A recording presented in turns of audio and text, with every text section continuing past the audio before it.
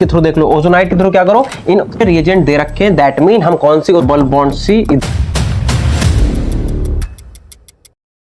Hello everyone, welcome back to the channel. My name is Himanshu Agnihotri. बेटा देखो, आज हम लोग पढ़ेंगे ओजोनोलिसिस। यार एल्कीन का जो ओजोनोलिसिस है ना, सबसे ज्यादा इसमें बच्चों को कंफ्यूजन होता है, क्योंकि ओजोनोलिसिस दो टाइप के हैं। एक तुम्हारा कौन सा होता है, ऑक्सीडेटिव ओजोनोलिसिस, दूसरा होता है रिडक्टिव ओजोनोलिसिस।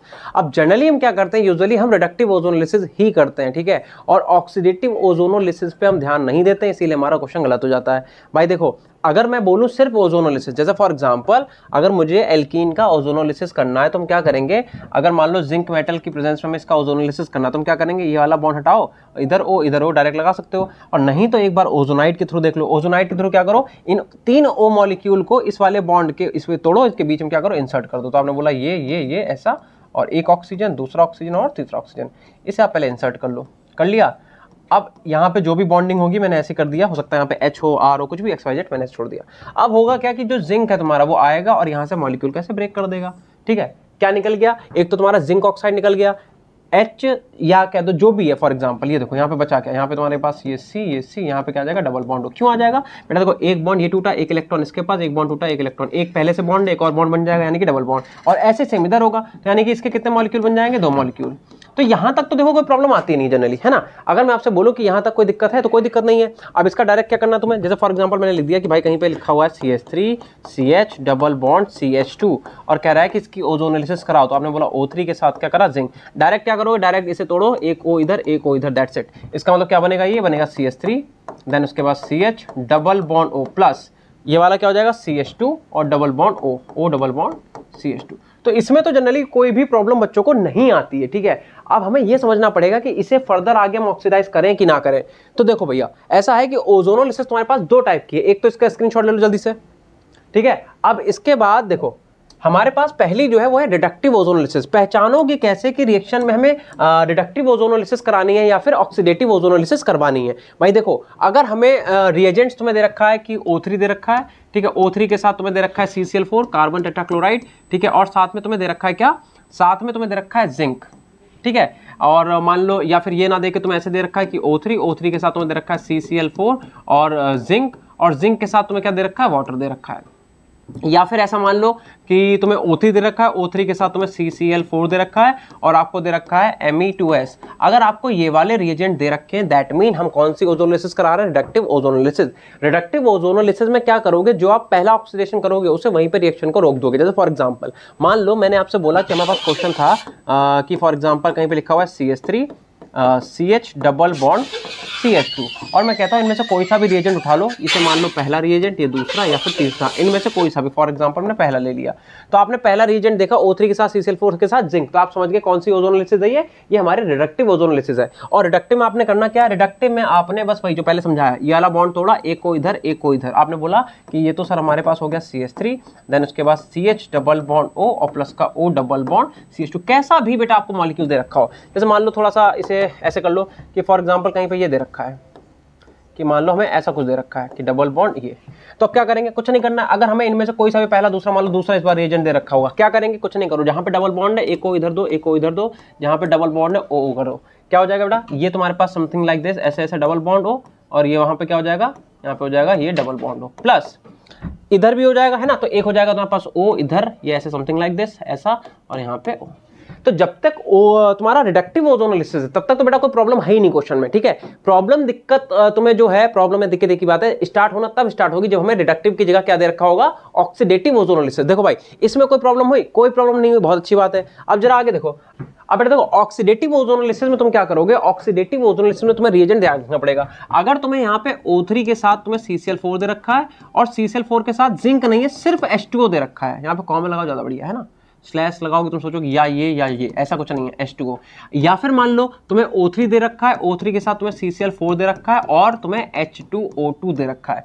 तो बेटा अगर जिंक रिएक्शन में प्रेजेंट नहीं है, सिर्फ H2O है या फिर CCl4 O3 के साथ सिर्फ H2O2 है, तब यहाँ पे क्या होगा, ऑक्सीडेटिव ओजोनोलिसिस होगी और इसमें तुम्हारा प्रोडक्ट भी चेंज हो जाएगा। फॉर एग्जांपल देखो, जैसे मान लो अगर मैं आपसे बोलूं कि हमारे पास है कि R, यहाँ पे लो C डबल बॉन्ड C, इधर R है और यहाँ पे R है, यहाँ पे एक H लगा लेते हैं, ठीक है। अब देखो मान लो इनमें से कोई सा भी ले लो, फॉर एग्जांपल मैंने कहा O3 के साथ अपने पास क्या है CCl4 है और हमें H2O2 दे रखा है। जैसे हमने ये रिएजेंट देखा, हमने पहचान लिया कौन सी ओजोनोलिसिस है, तो हमें ये रिएजेंट देख के समझ में आ गया कि कौन सी बेटा ये ऑक्सीडेटिव ओजोनोलिसिस है। अब ऑक्सीडेटिव ओजोनोलिसिस पहले तो वही कर दो, क्या करो तुमने इस बॉन्ड को तोड़ा, एक को इधर एक को इधर, तो ये क्या बना, ये तुम्हारे पास हो गया R, then C double bond O, इधर आ गया अपने पास क्या H आ गया, यहाँ पे O है, ठीक है, प्लस इधर क्या हो जाएगा O डबल बॉन्ड C, इधर भी R इधर भी R। बेटा जरा ध्यान से देखो ये क्या बन गया, ये तो तुम्हारा कीटोन बन गया ना, तो कीटोन का तो कोई ऑक्सीडेशन होगा नहीं, तो इधर तो आप लिख दो नो ऑक्सीडेशन, इसका कोई भी फर्दर ऑक्सीडेशन नहीं होगा, ठीक है, इसका क्या होगा फर्दर कोई भी ऑक्सीडेशन नहीं होगा। अरे भाई क्या हो गया, ठीक है, नो ऑक्सीडेशन। पर एट द सेम टाइम अगर आप इस वाले मॉलिक्यूल को देखो तो होगा क्या कि अब यहाँ पे ये वाला जो आप बॉन्ड देख रहे हो तो यहाँ पे फर्दर ऑक्सीडेशन होगा, मतलब क्या करो इस नेसेंट ऑक्सीजन को इनके बीच में वापस से डाल दो, तो क्या बनेगा ये RC डबल बॉन्ड O और यहाँ पे क्या आ जाएगा OH। देखो पहले क्या हो रहा था, पहले हमारी रिएक्शन यहीं पे एल्डिहाइड पे ही रिएक्शन रुक जा रही थी, लेकिन अब क्या होगा कि जो तुम्हारा एल्डिहाइड बना है ना उससे भी आगे फर्दर उसका ऑक्सीडेशन होकर वो कन्वर्ट हो जाएगा किसमें, एसिड में। तो बस तुम्हें यही ध्यान रखना है कि हमें कब रिडक्टिव ओजोनोलिसिस करानी है और कब हमें ऑक्सीडेटिव ओजोनोलिसिस करवानी है। कुछ क्वेश्चंस मैं आपको दे रहा हूं जो कि आपको ट्राई करने हैं। जैसे फॉर एग्जांपल मान लो हमें पहला क्वेश्चन ये दे रखा है कि भाई डबल बॉन्ड लगा लो, इधर इधर इधर ऐसा कर लो, ठीक है, और आप यहाँ पे डबल बॉन्ड कर लो, ये कर लो, ठीक है, और मान लो इसके हम कह रहे हैं कि भाई O3 है और हमारे पास जिंक है और इधर हमारे पास H2 है, तो आपको देख के पहचानना क्या करना, ऑक्सीडेटिव या फिर रिडक्टिव। और या फिर मान लो आपने करना क्या है कि ऐसे ले लो ये डबल बॉन्ड ये डबल बॉन्ड, अब क्या करो, अब मैंने बोला कि फॉर एग्जाम्पल मैंने क्या रहा कि यहाँ पे आप कर लो O3 के साथ CCl4 एंड मान लो आपको क्या दे रखा है, आपको दे रखा है H2 एंड O2, ठीक है। और क्वेश्चन देख लो बेटा, मान लो अपने पास क्या रखा है, ऐसा समथिंग ये दे रखा है, बेंजीन ले ले, चलो ऐसा इसका करा दो, इसका मैंने बोला कि आप करा दो O3 जिंक और H2O2 से। तो देखो इन तीनों क्वेश्चन को एक बार बेटा वीडियो पॉज करो और क्वेश्चन करने को ट्राई करो, ठीक है। अगर कर लिया है तो इधर आ जाओ, देखो करना क्या है, पहला क्वेश्चन देखो क्या इसमें ऑक्सीडेटिव ओजोनोलिसिस होगी, रिएजेंट देखो बेटा, रिएजेंट क्या है O3 के साथ जिंक है और H2O, इसका मतलब यहाँ पे H2O है सिर्फ और जिंक है, जिंक प्रेजेंट है, दैट मीन यहाँ पे कौन सा ओजोनोलिसिस होगा, ये तो तुम्हारी रिडक्टिव ओजोनोलिसिस है। करना क्या है, जहां जहां डबल बॉन्ड है वहां इसे ब्रेक करके O लगा दो बेटा, इधर इधर कर दिया, ठीक है, इसे क्या करो इधर इधर कर दो, ऐसे क्या करो इसे इधर और इधर कर दो, जरा देखना, तो यहाँ पे क्या हो गया, ये डबल बॉन्ड O है ना, इधर देखो ये तुम्हारे पास डबल बॉन्ड O, ये डबल बॉन्ड O प्लस यहाँ पे क्या हो जाएगा, ये तुम्हारे पास डबल बॉन्ड इधर और यहाँ पे क्या आ जाएगा डबल बॉन्ड और यहाँ पे क्या आ जाएगा डबल बॉन्ड। अच्छा एक बात बताओ, ये डबल बॉन्ड हवा में तो है नहीं, यहाँ पे भी एक कार्बन है, इसका मतलब क्या हो जाएगा, यहाँ पे भी तुम्हारे पास प्लस का आ जाएगा O डबल बॉन्ड CH2 और यहाँ पे भी आ जाएगा प्लस का बेटा O डबल बॉन्ड CH2, ठीक है। इस तरीके से तुम क्या करोगे, पूरे मॉलिक्यूल को ब्रेक कर दोगे जब इसका तुम ओजोनोलिसिस कराओगे। इस वाले मॉलिक्यूल में देखो बेटा, इधर तोड़ा इधर तोड़ा, double bond double bond double bond double bond, break कर दिए। अच्छा यहाँ पे देखो O3 CCl4 के साथ तुम्हें H2O2 दे रखा है, क्या है ये, क्या ये तुम्हारा रिडक्टिव ओजोनोलिसिस है, तो आंसर इज नो, नहीं भैया ये तो हमारा क्या हो गया, ये तो हमारा अब हो गया ऑक्सीडेटिव ओजोनोलिसिस, ठीक है, O लिख दी।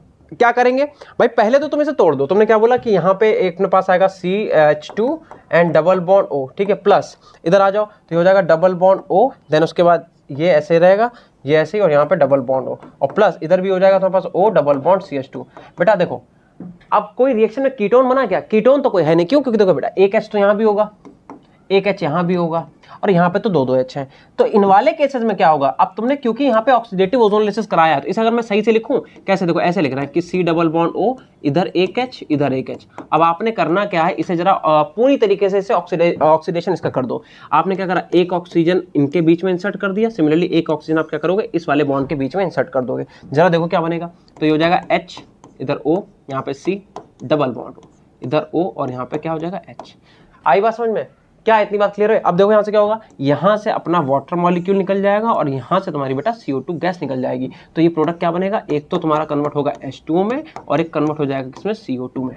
जो काम तुमने इस वाले के साथ करा, मैंने इसे देखो थोड़ा सा रीअरेंज करके लिखा है, ठीक है, जो काम बेटा आपने इस वाले के साथ करा क्या वही काम यहाँ भी होगा, बिल्कुल सेम होगा, इसका मतलब इसमें भी क्या होगा, सेम यही प्रोडक्ट बनेंगे। और बेटा ध्यान से देखो, ये वाला जो है ये भी H है एक एक्स्ट्रा, यहाँ पे भी एक H है, तो होगा क्या कि ये वाला तुम्हारा एसिड में कन्वर्ट होगा, क्यों, क्योंकि तुम क्या करोगे, एक इस वाले कार्बन और हाइड्रोजन के बीच में ऑक्सीजन दोगे और एक क्या करोगे इस वाले कार्बन और हाइड्रोजन के बीच में ऑक्सीजन दोगे, तब देखना क्या होगा, डबल बॉन्ड OC और यहाँ पे क्या आ जाएगा OH, ऐसे ही ऐसे इधर इधर और यहाँ पे क्या आ जाएगा OH डबल बॉन्ड O, ये वाला कन्वर्ट हो जाएगा एसिड में और इन दोनों का कंप्लीट ऑक्सीडेशन होके एक H2 और एक CO2।